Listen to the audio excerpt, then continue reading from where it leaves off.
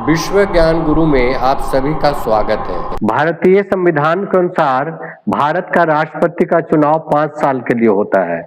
Doctor Rajendra Prasad 2 बार राष्ट्रपति चुने जाने के बाद वे कैसे 12 साल 107 दिन तक राष्ट्रपति रहे, आइए हम जानते हैं।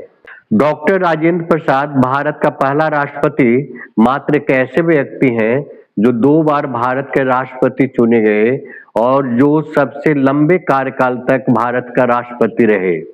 डॉक्टर राजेंद्र प्रसाद का कार्यकाल 3 चरणों में बटा हुआ है।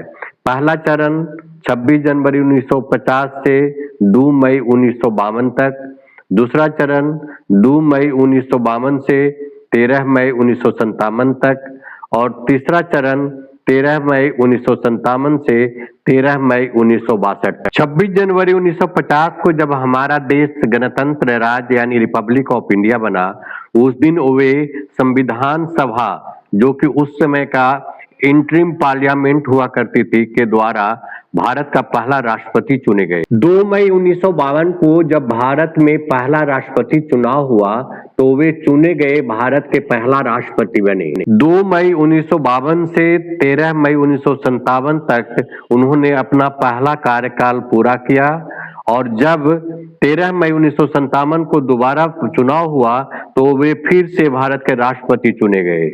13 मई 1957 से 13 मई 1962 तक उन्होंने अपने दूसरा कार्यकाल पूरा किया। ऐसा ही ज्ञान बढ़ाने के लिए हमारा चैनल को लाइक, सब्सक्राइब, शेयर और फॉलो करें।